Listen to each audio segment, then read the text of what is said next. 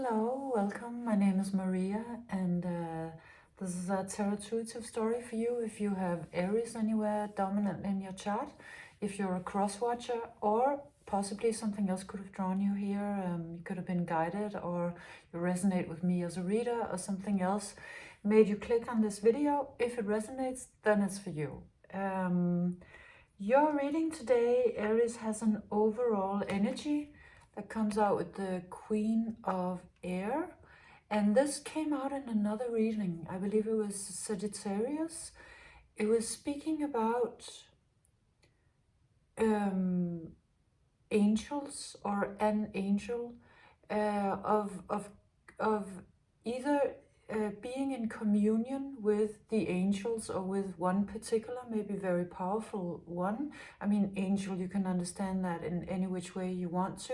Can be metaphorical, could be, it could be somebody that you know, or it could be, of course, much more spiritual than that. But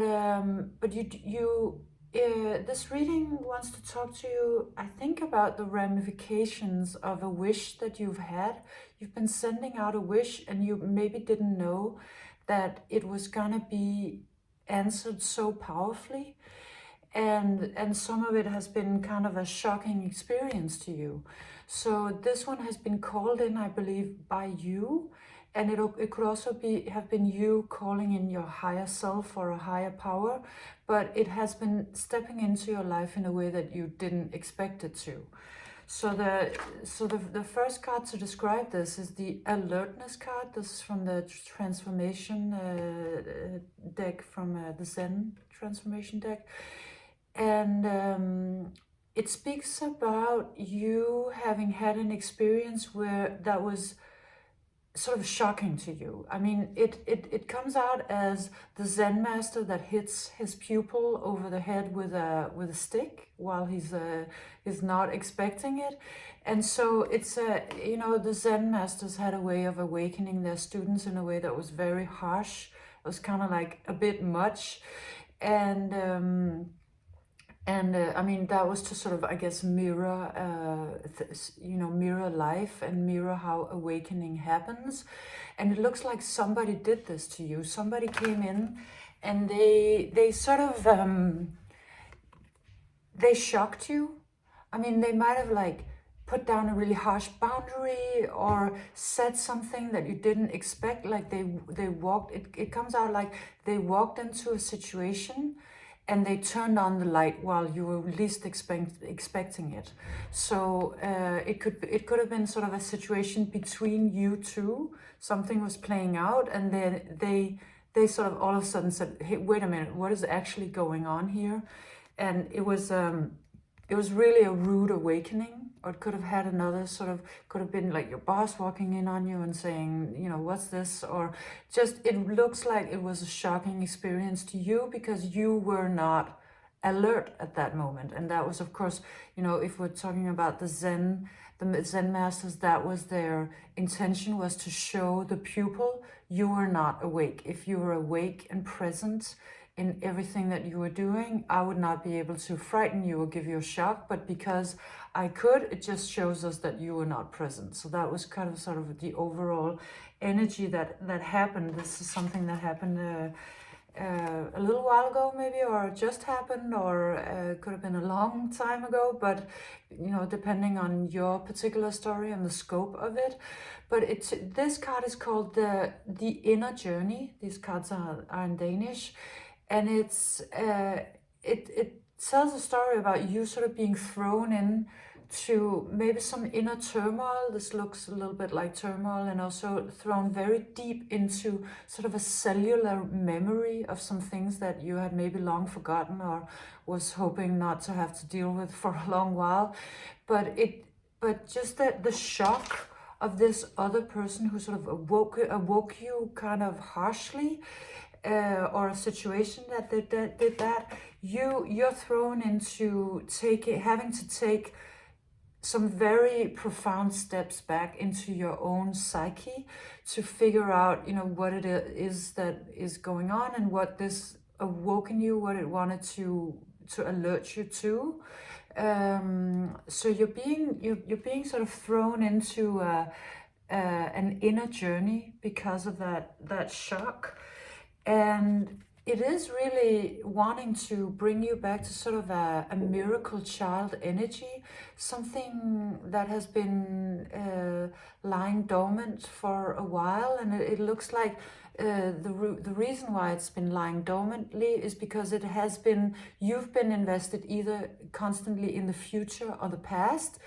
And in order to access this miracle child energy, you have to show up in the present, only in the present. Like that's the only place this can quantum mechanically reach you. So it is sort of I think something that you have been wishing for and maybe asking for, perhaps not knowingly, but perhaps knowingly. Perhaps you've been asking for a spiritual breakthrough, or a emotional breakthrough, or a creative gift or breakthrough, and it is here. It's really sort of hovering around you, waiting for you to see it, but you haven't been able to, because you've been invested in another sort of reality than being in the present now. So what this other person or this situation did to you was really something that was so shocking that it really sort of brought you into the present moment. And you possibly realizing that you're not very present, that you're actually not very present. And this is probably why this present cannot come in. It's been wanting to, but it hasn't been able to. And then this other person shows up and they kind of hit you on the head. And now a whole lot of stuff is going down suddenly. And the card that then comes out is at the gates of hell. And this is a card that speaks of the mind and how we use the mind, that we can use it to either bring us into the gates of heaven or into the gates of hell, depending on whether we choose aggression, negativity, fighting, all of that. And it looks like you're having a realization that maybe you've been actually spending quite a bit of time in this aggressive, maybe angry state, maybe a state of fear, but certainly something that is not, conducive to, for example, let's say, any kind of creativity, if that's what you're wanting, or whatever it is that you're dreaming of or have been asking for, that has not been able to come in, because of this past and future focus, but certainly also because of some negativity that has been sort of had you running around in circles, or had you maybe being very defensive of something that is actually here to help you. So it looks like you've been sort of fighting or been angry or showing up aggressively to keep something away from your doorstep, but the thing that is arriving at your doorstep is actually not negative. It could be very positive, but it would sort of require your participation for it to be, because in itself, it's actually neither or. It becomes what you make of it.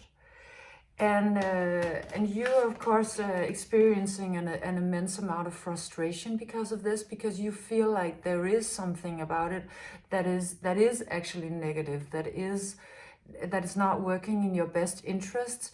And it is true that it's working possibly in another way than you thought it would. It doesn't possibly show up as what feels like helpful or positive, immediately.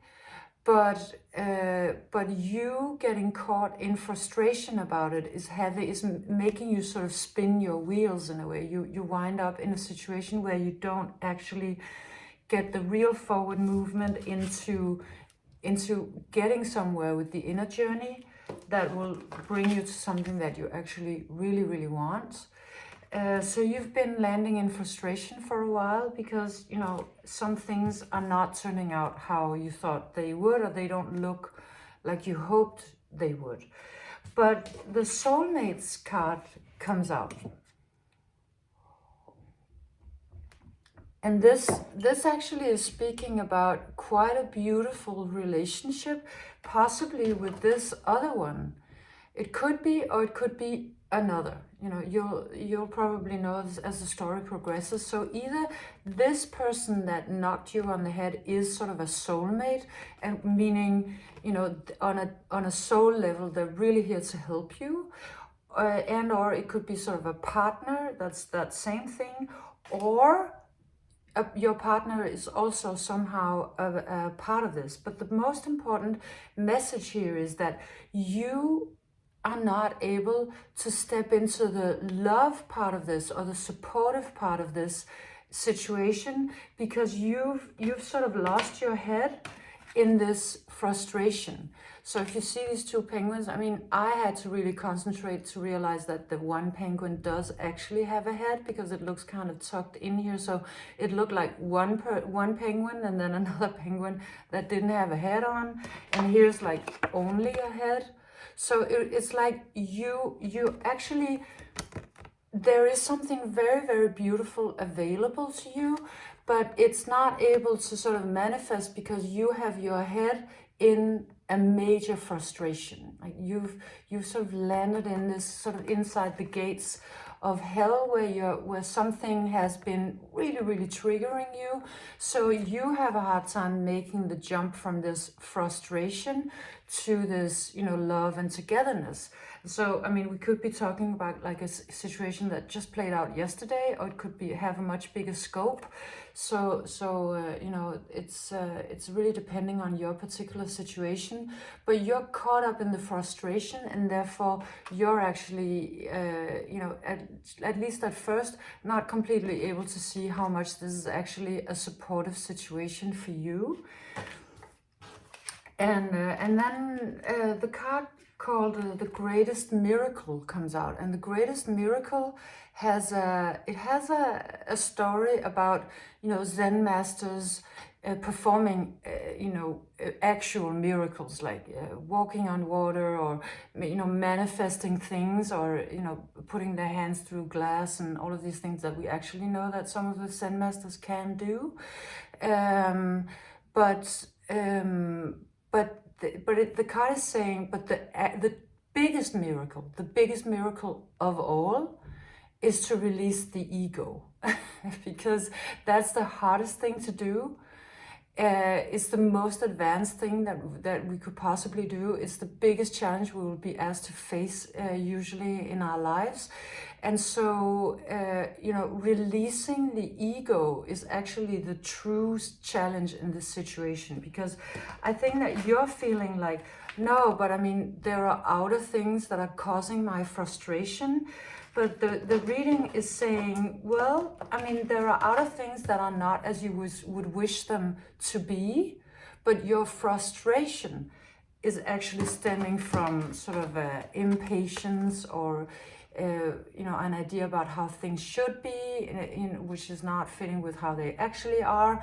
And, you know, so this, that Eckhart Tolle talks about is being sort of insanity, is discussing, debating with reality, and saying, no, you should be different. And reality is like, I'm gonna win.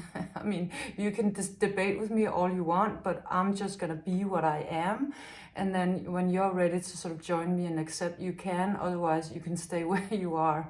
So, I mean, this situation is looking sort of a little bit harsh, but it wants to show you something very, very important about yourself. This card comes out as pain body, and which is actually a term from Eckhart Tolle that has